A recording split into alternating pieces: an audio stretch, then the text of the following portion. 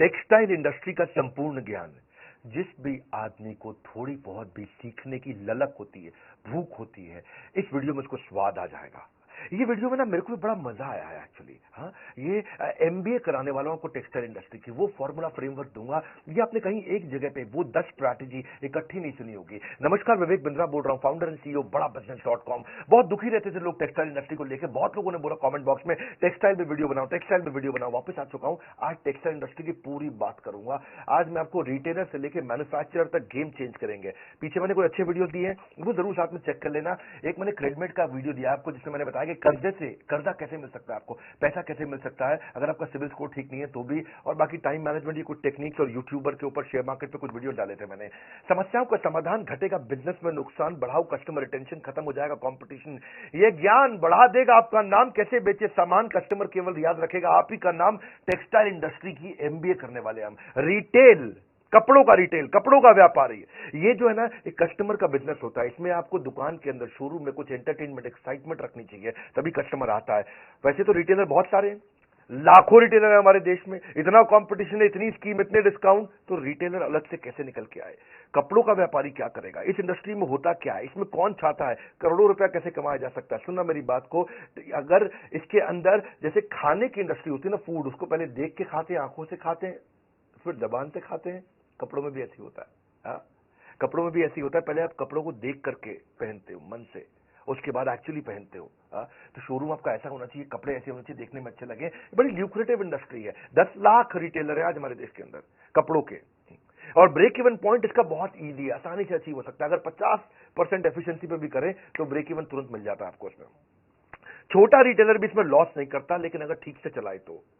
आपका रोटी कपड़ा मकान नेसेसिटी है, रिसेशन प्रूफ बिजनेस है। थोड़ा सा भी अगर आपने चेंज होते हुए फैशन को रिस्पॉन्ड कर लिया, छा जाओगे। 10 स्ट्रैटेजी दे रहा हूं। पहला, रिटेल के अंदर सेल्स नहीं होती है।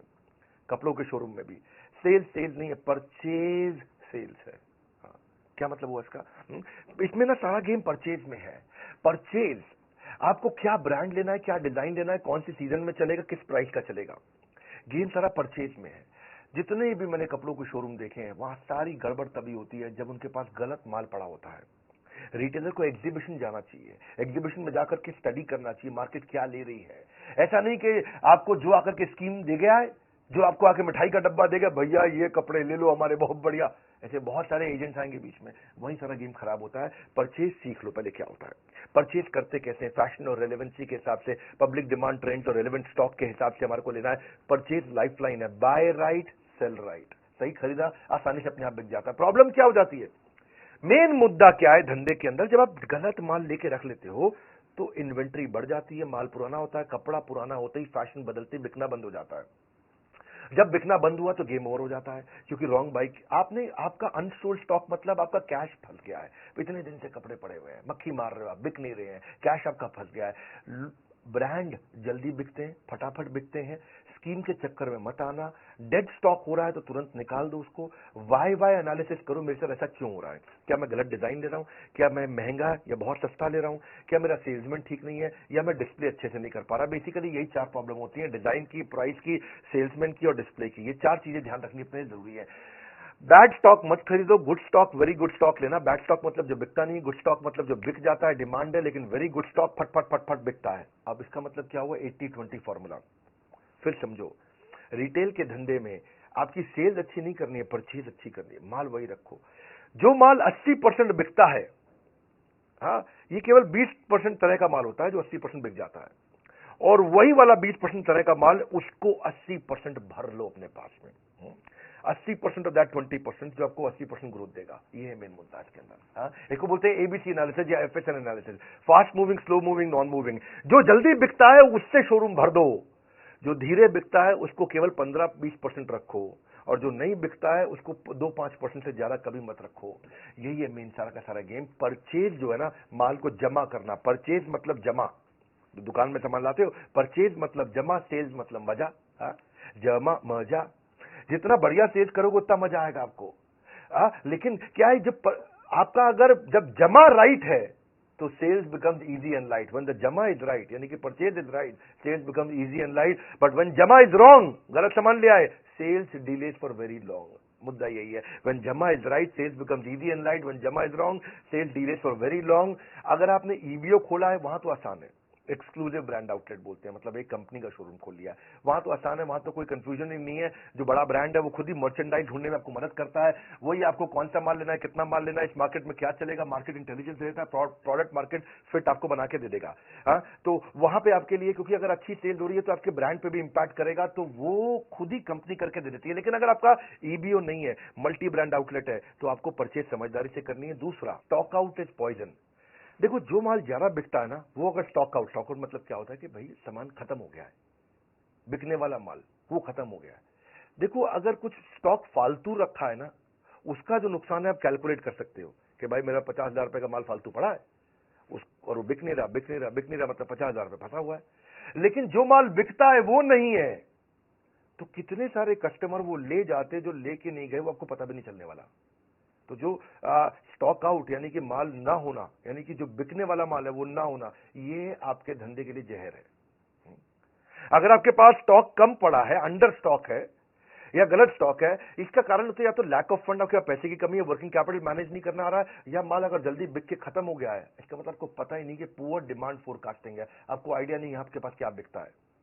या फिर खत्म हो गया, इसलिए खत्म हो गया क्योंकि पीछे से आपको सही सप्लायर नहीं है, वो सप्लायर डिले कर रहा है इसलिए, या आपको इन्वेंट्री ऑटोमेशन नहीं आता। आप बात को समझे कि डिमांड होते हुए भी माल को ना बेच पाना, ये बहुत बड़ा ब्लंडर है। हाँ, कस्टमर भी चला जाएगा, आपकी इमेज भी चली जाएगी और दूसरे के पास चला जाएगा।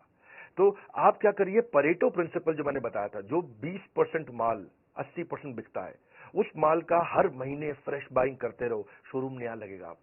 आप फ्रेश बाइंग हर महीने करते रहो, शोरूम नया लगेगा। आपको वर्किंग कैपिटल मैनेज करनी आनी चाहिए, आपको ट्रेंड और फैशन पकड़ में आने चाहिए।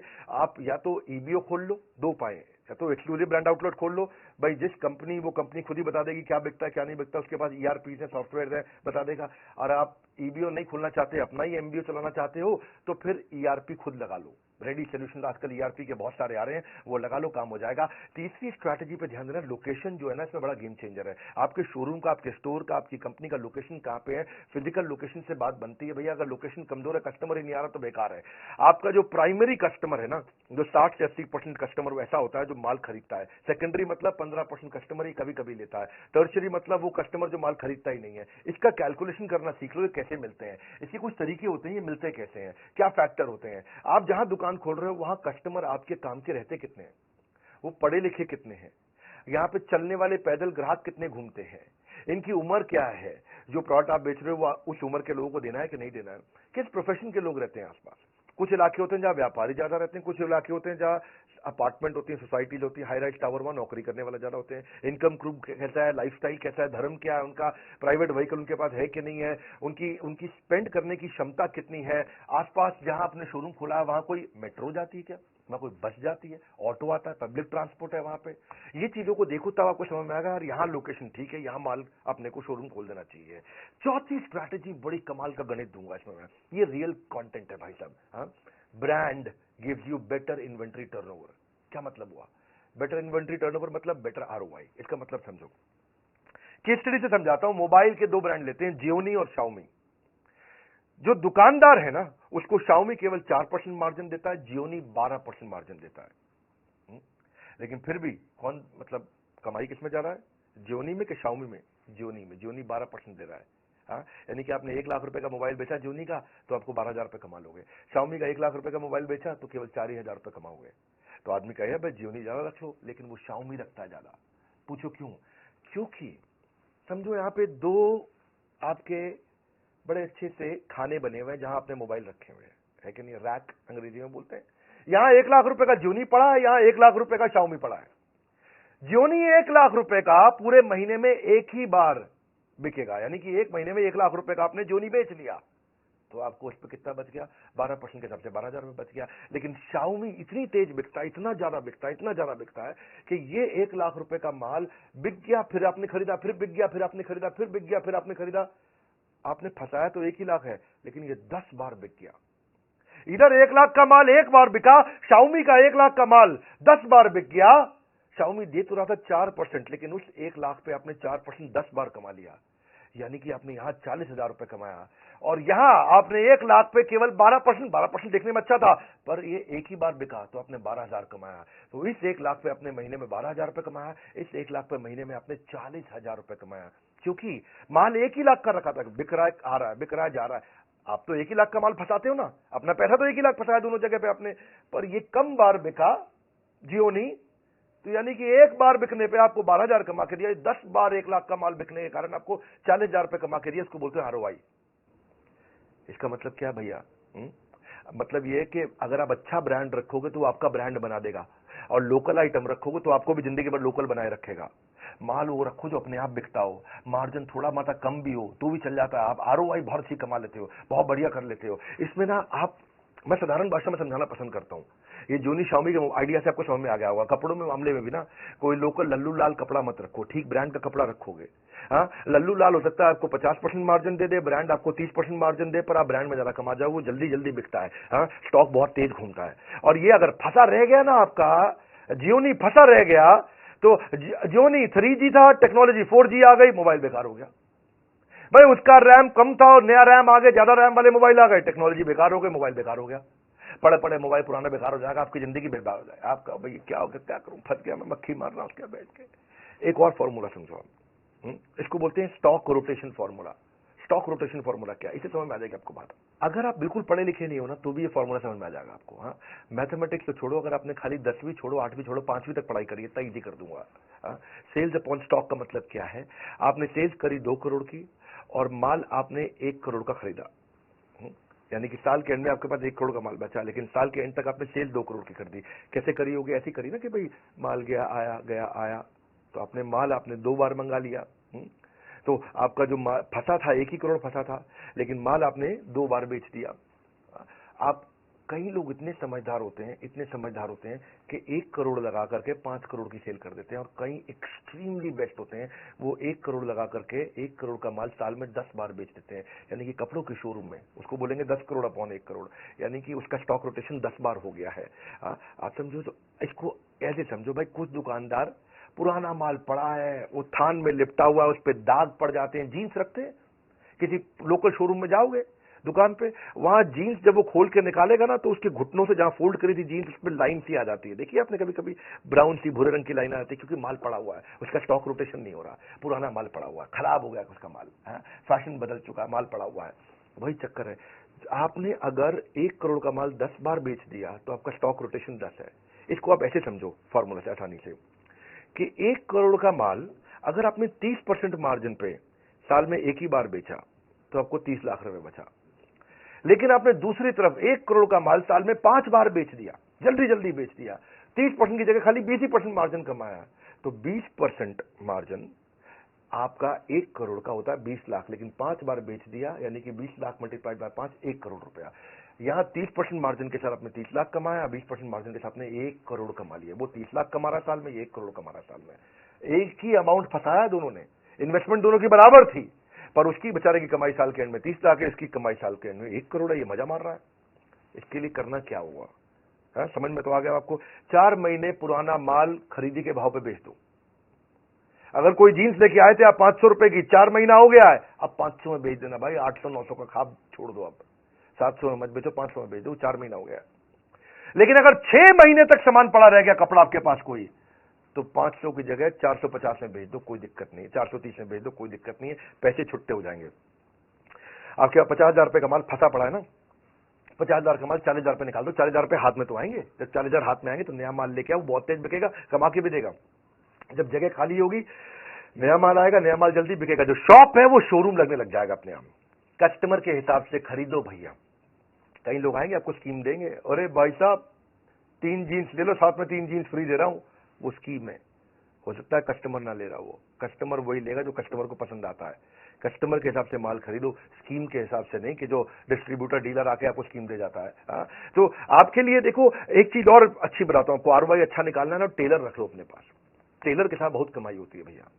शोरूम खोलना मुश्किल है, टेलर रखना आसान है। पर क्या, शोरूम तो आप खोल लेते हो, उसके बाद टेलर के खर्चे आपको चुभने लग जाते हैं।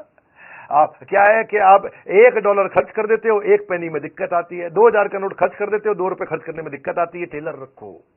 देखो रेस्टोरेंट वही चलता है जहां शेफ अच्छा हो, इसी तरह कपड़ों का शोरूम वही अच्छा चलता है जहां टेलर अच्छा हो। शेफ लाना मुश्किल नहीं है, रेस्टोरेंट खोलना मुश्किल है।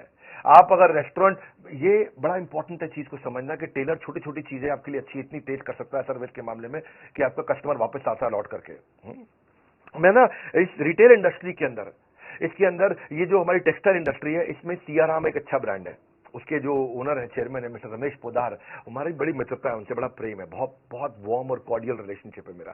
तो मैं सोचा कि टेक्सटाइल की बात कर रहा हूं, तो मैंने रमेश जी को फोन लगाया। मैं कहा नमस्कार रमेश जी, कैसे हैं? वो नमस्कार बिंद्रा जी, बहुत अच्छे हैं, बड़ा उनसे प्यार है। वो मेरे को उन्होंने कुछ कपड़े भी गिफ्ट किए अपने, बोले मैं सियाराम के सूट पहनूंगा बिंद्रा जी, ये भी मैं सियाराम का सूट पहना हुआ है। तो मैंने जब उनसे बात किया, मैं कहा उनसे भी थोड़ा सा ये समझता हूं, तो मैं उनकी भी स्ट्रैटेजी बताता हूं। ये 1978 की कंपनी है भैया, सियाराम, जे हेम्स्टेड, कैडनी, ऑक्समबर्ग भी बड़ा ब्रांड, सब इन्हीं की 80 मिलियन मीटर जो है ना बनाते हैं कि 40,000 आउटलेट पे माल बेच रहे हैं। 100 करोड़ तो उन्होंने 1991 में पहला कर लिया। देसी ब्रांड लेकिन इंटरनेशनल अपील है इनका।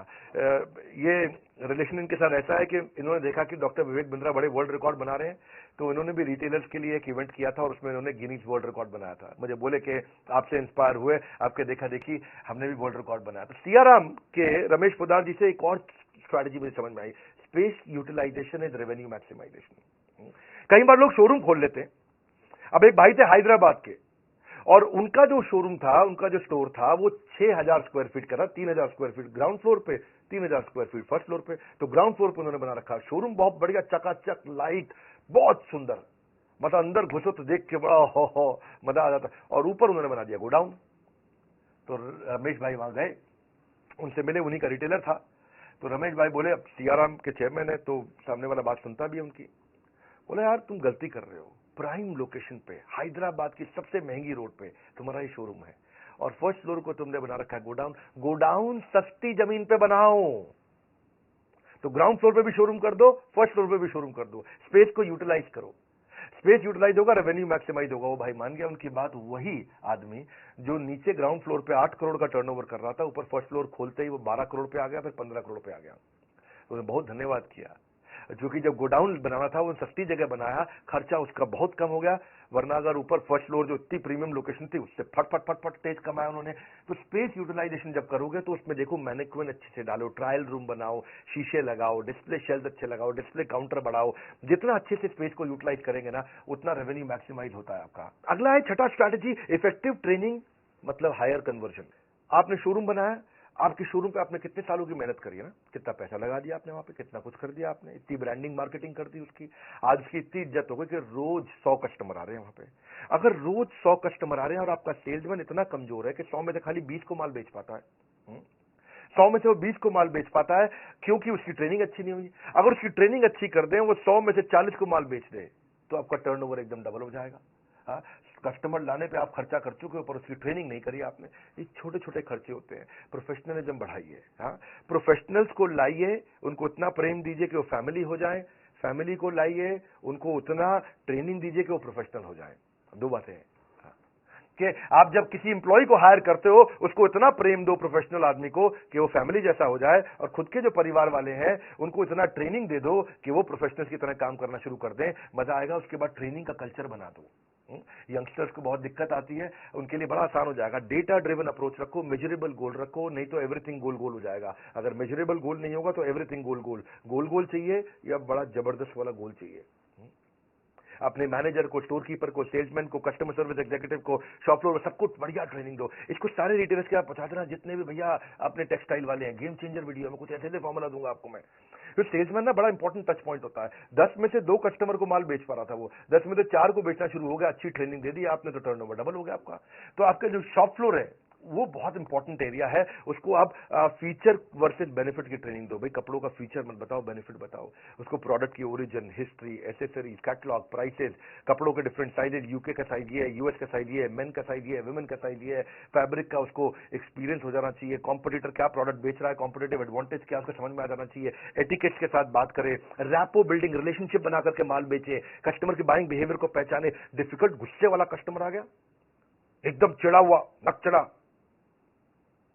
ऐसे वाला भी होते हैं ना कहीं, हाँ, उसके साथ भी बड़ा कैसे वो डील करे, उसको कैसे समझाए और कैसे फॉलो अप करे, रेफरल कैसे ले, सेल्स को क्वालिफाई करे, प्रोफेशनल एथिक्स और एटिकेट उसको समझ में आ जाए, क्रॉस सेल अपसेल कर सके, है कि नहीं है। क्रॉस सेल अपसेल क्या होता है कि वो अगर कोट खरीदने आया तो अंदर के लिए शर्ट भी बेच दी साथ में, हाँ? अगर वो ट्राउजर लेने आया तो ट्राउजर के साथ में आपने सॉक्स भी बेच दी उसको, आपने अगर वो स्कर्ट लेने आई है तो आपने साथ में टॉप भी बेच दिया उसको, तो इसको क्रॉस सेलिंग। अप सेलिंग क्या है, अगर वो 2000 वाला ले रहा है तो उसको 2000 की जगह 3000 वाला माल बेच दिया, एस्पिरेशनल सेलिंग कर दिया। कस्टमर का मन कैसे मोह ले ताकि सेल्स अपने आप ही हो ले, हाँ, कस्टमर का मन कैसे मोह ले सेल्स अपने आप ही हो ले, इससे आपका आरओआई निकल के आएगा, गेम चेंजर है। सातवीं strategy, keep an I on KPI. KPI मतलब की परफॉर्मेंस इंडिकेटर। कुछ फॉर्मूलाज रखने चाहिए अपने स्टाफ के साथ, अपने ऊपर भी रख सकते हो। बेटा झूठ बोल सकता है, डेटा झूठ नहीं बोल सकता। फॉर्मूला क्या है आपको पता, भैया मैं गैस नहीं देता, मैं ये नहीं बोल रहा जॉन लगा दो, मेहनत कर लो, खून पसीना एक कर लो, एड़ी चोटी का जोर लगा दो, ये सब बोल रहा हूं क्या मैं? फालतू मोटिवेशन नहीं मेरे भाई, रियल फॉर्मूला। बिजनेस के मामले में डॉक्टर विवेक बिंद्रा के चैनल पे आ जाओ, बड़ा बिजनेस, बस बस बस इतना ही। केपीआई मतलब डेटा ड्रिवन काम करना है। कैसे करना है आपको? डेटा ड्रिवन का मतलब है जैसे ना आप कुछ फॉर्मूला चेक करो, प्रॉफिट पर स्क्वायर फीट। अगर आपका 1000 स्क्वायर फीट का शोरूम है, आपका 1 लाख रुपए का प्रॉफिट हो रहा है, तो 1 लाख को 1000 से डिवाइड कर दो, आपको पता चल जाएगा प्रॉफिट पर स्क्वायर फीट कितना आ रहा है। फिर वो बेंचमार्क से उसको इंप्रूव करो। एवरेज ट्रांजैक्शन वैल्यू, जितने लोग आ रहे हैं, मेरा नाई है ना, बाल काटने आता था मेरे, उसके यहाँ एवरेज ट्रांजैक्शन वैल्यू जो थी 200 रुपए की थी। मैंने उसको बताया कैसे कॉम्बो बना दे और average transaction value, average order value को 500 रुपया कर दे। उसने कॉम्बो बनाना शुरू किए। जो कस्टमर बढ़ाना मुश्किल है, लेकिन उसी कस्टमर से ज्यादा पैसा लेना आसान है। तो 200 में जो बाल काटता था, शेव करता था, उसने बोला मैं मसाज के साथ में बाल भी फ्री कर रहा हूं काटना, शेव भी फ्री कर रहा हूं, ये भी कर रहा हूं। तो लोग जो है ना, मैं उसको बताया कि ऐसा करो, सेल्फी ले ले यार, एक थीम उसको दिया, वो बहुत चल गया उसको, भाई मजा आ गया, है कि नहीं। लोगों ने वो 200 की जगह 500 का माल लेना शुरू कर दिया। इसको बोलते हैं एवरेज ट्रांजैक्शन वैल्यू। ऐसे ही आप लीड कन्वर्जन, कि भाई जितना कस्टमर आ रहा है कितने को बेच पा रहा है, पिछले महीने से ज्यादा रेवेन्यू करके देखा, ये भी केपीआई हो गया, की performance indicator. Upsell cross sell कितना कर रहा है। एवरेज सेल्स साइकिल टाइम, मतलब ये कस्टमर को कितनी देर में बेचता है। कई सेल्समैन होते हैं और उसके पास कस्टमर आया 15 मिनट में बेच देते हैं। कई सेल्समैन होते हैं उसके पास कस्टमर आया 1 घंटा सब खोल के बैठ जाता है, ये भी देख लो, ये भी देख लो, ये भी देख लो। कस्टमर कंफ्यूज, गोल चक्कर होता रहता है। साइड में अमेजोन खोलता है और वो अपनी मम्मी को बोले मम्मी यहाँ से ले लेंगे, माल भी नहीं बिकता, है कि नहीं है। और बिकता भी तो 1.5 घंटे बाद जाके बिकता है। इसको क्या बोलते हैं, एवरेज हैंडलिंग टाइम, AHT। तो ये भी देखो कौन एम्प्लॉय ज्यादा टाइम लगा रहा है। Average profit margin on sales, कौन डिस्काउंट ज्यादा दे देता है, पूरे मार्जिन पे बेच रहा है कि नहीं बेच रहा। ये सेल्स पर रिप्रेजेंटेटिव, अगर आपकी 1 लाख की सेल हुई है और आपने पास 10 आपके पास एम्प्लॉय है, सेल्समैन है, तो मतलब ऑन एन एवरेज एक आदमी 10,000 रुपए की सेल करता है। तो जो 10,000 से ज्यादा की करता है उसकी ताली बजा दो, जो 10,000 से कम की करता है उसकी ट्रेनिंग कर दो। ये कुछ बढ़िया बढ़िया केपीआई होते हैं। सेल्स पर एम्प्लॉय निकाल लो, एम्प्लॉय टू कस्टमर रेशियो निकाल लो, कि भाई आपने इससे ये बड़ा फायदा है एम्प्लॉय टू कस्टमर रेशियो, कि अगर आपके पास रोज 1000 कस्टमर आ रहे हैं और 10 सेल्समैन हैं, तो आपने निकाल लिया भैया कि मैं 100 कस्टमर पे एक सेल्समैन दिन भर में लगाता हूं। जब फेस्टिवल का टाइम आता है 1000 कस्टमर की जगह 3000 कस्टमर हो जाते हैं, तो आपको पता चल जाएगा कि भाई मुझे 1 महीने के लिए 10 की जगह 30 आदमी करने पड़ेंगे, क्योंकि आपका एम्प्लॉय टू कस्टमर रेशियो निकल गया। हाँ, कस्टमर कितने दिन तक आपके साथ ट्रांजैक्शन करता है, क्योंकि कस्टमर रिपीट कस्टमर बन रहा है कि नहीं, लॉयल कस्टमर बन रहा है कि नहीं, प्रमोटर एडवोकेट बन रहा है कि नहीं बन रहा। क्योंकि ये भी बड़ा इंपॉर्टेंट फॉर्मूला है। रिटेंशन रेट, कितना कस्टमर रिटेन हो रहा है। रेफरल रेट, कितना कस्टमर आया और कितने को नए साथ में लेकर के आया, रेफरल किया उसने। क्योंकि केपीआई जब आप कर देते हो तो इससे आप एम्प्लॉइज को अकाउंटेबल कर लेते हो। एम्प्लॉइज अपने आप काम करते हैं, आपकी प्रेजेंस के बिना काम करते हैं। आप जो है वृंदावन में बैठ करके कीर्तन कर रहे हो, भगवान का जप कर रहे हो, या दुबई के बीच पे लेमिनेट पी रहे हो, पीछे से धंधा अपने आप चल रहा है, क्योंकि आपने फॉर्मूला लगा के सबको मेजर करना शुरू कर दिया। लोग ऑर्गेनाइजेशन की प्रायोरिटीज को समझ जाते हैं, आपके एम्प्लॉय रिस्पॉन्सिबल होते हैं, बड़ी क्लैरिटी मिल जाती है उनको, इंडिविजुअल परफॉर्मेंस अच्छी होने लग जाती है। ये केपीआई था। 8वीं स्ट्रैटेजी है फिजिटल। फिजिटल मतलब अब फिजिकल शोरूम के साथ डिजिटल भी जाओ। बाइंग बिहेवियर बदल रहा है, इंफॉर्मेशन एज है, सब कुछ इंटरनेट पे दिख रहा है, सब कुछ इंटरनेट पे चल रहा है। पहले लोग टच फील करते थे, अब इंटरनेट से खरीद लेते हैं। तो आप डिजिटल भी हो जाओ साथ साथ। डिजिटल होने में घबराने की कोई जरूरत नहीं है, एक्सटेंशन है फिजिकल स्टोर का। आपको पूरे देश में जाने की जरूरत नहीं, आप डिजिटल तुरंत फटाफट पहुंच जाते हो। आप होम डिलीवरी दे सकते हो, सर्विस का एक्सटेंशन है वो। हमारे ना बड़े सारे कोर्सेज हैं कि फिजिकल बिजनेस को डिजिटल बनाने के लिए, WhatsApp marketing, digital marketing, Facebook marketing, e commerce marketing, email marketing. बस आपने ये सब सीख लिया, व्हाट्सएप मार्केटिंग आपने सीख लिया, तो आप कस्टमर को प्रोडक्ट भी भेज दोगे, उसको प्राइस भी बता दोगे, उससे परचेज भी करा लोगे, उससे पेमेंट भी करा लोगे और अपना प्रॉफिट भी कमा लोगे। बड़ा आसान है, तो वो मुश्किल नहीं है। आपके प्रोडक्ट में आएगी विजिबिलिटी, जैसे प्रोडक्ट की डिजिटल बढ़ेगी विजिबिलिटी, आपके धंधे में आ जाएगी स्केलेबिलिटी। आसान है ये। आप अपना गूगल पे, फेसबुक पे, सोशल मीडिया पे, आप आजकल गूगल की लिस्टिंग, बिजनेस लिस्टिंग बहुत होती है कि नाम, एड्रेस, फोन नंबर डाला, अपना विजुअल कंटेंट सारा डाल दिया, भाई मेरे पास ये कपड़े हैं, आपको रिव्यू लेने शुरू कर दिए, एकदम बात बनेगी। आपका लोगो वो डाल दो, वहां पे सब काम हो जाएगा, कस्टमर रिव्यू देने लग जाता है आपको। इससे आपको लीड मिलेगी, विजिबिलिटी मिलेगी, डिस्प्ले मिलेगा, बहुत अच्छा है ये। आपके मार्जिन अपने आप बढ़ जाते हैं, बीच में सारे इंटरमीडिएटरी खत्म हो गए, इसको कमीशन दो, उसको कमीशन दो, कुछ नहीं, सीधा कस्टमर को माल बेचो, 365 दिन आप बेच सकते हो। क्योंकि इंटरनेट तो आपका रात को भी चलता है, दिन में भी चलता है।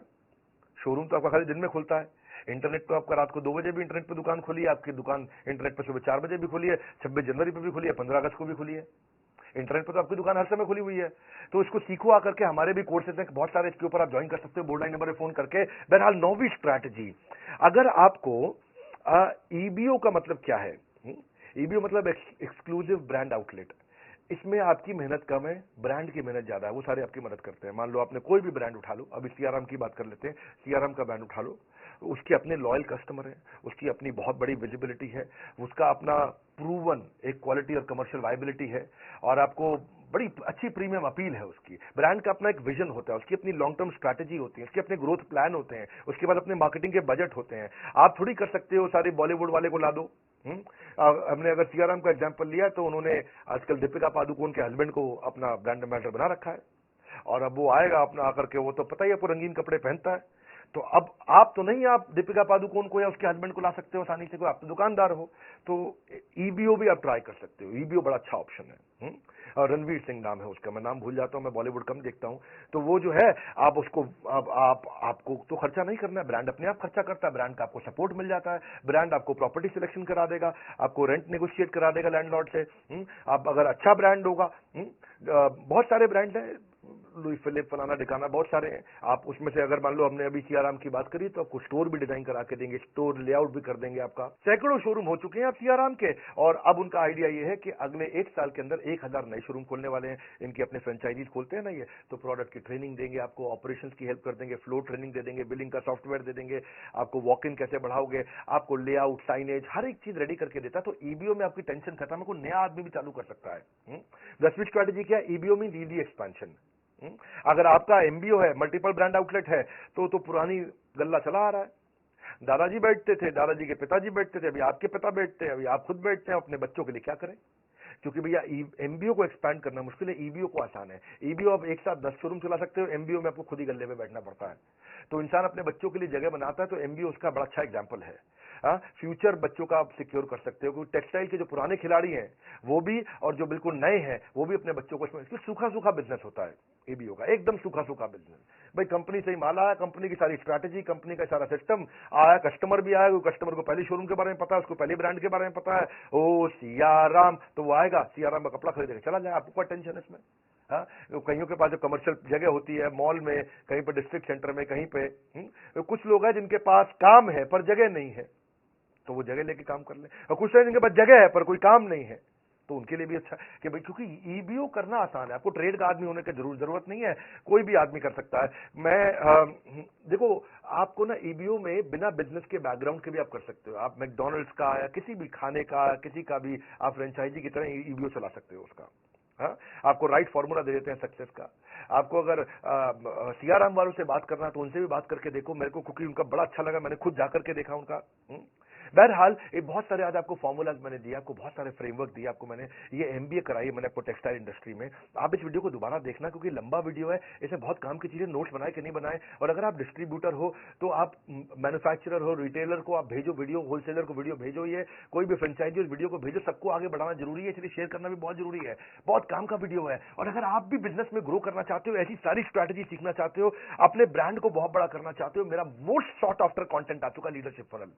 ये वो कंटेंट है जहां कोई गैस नहीं है, ये थोड़ा प्रीमियम है, इसमें खाली 300 सीट होती है। एक हम 5 स्टार, 6 स्टार, 7 स्टार होटल में करते हैं इसको, एयरपोर्ट के पास करते हैं, जहां पे हम लोग बहुत केवल 300 सीट, राइट सीधा क्वेश्चन आंसर वहीं पे टक टक टक टक टक टक, रियल कंटेंट। आपका पहले ट्रेनिंग नीड एनालिसिस कर लेते हैं, आपका पहले ही मैं पूरा कच्चा चिट्टा पढ़ लेता हूँ, क्योंकि आपसे हम फॉर्म भरवा लेते हैं पहले, आपके बिजनेस को समझ के आता हूँ, आपके क्वेश्चंस को रेडी करके आता हूँ मैं पहले से ही। आपको real life example, case study देते हैं, एग्जीक्यूटिबल स्ट्रैटेजी देते हैं, और एक गेम चेंजिंग कोचिंग डायरी देते हैं।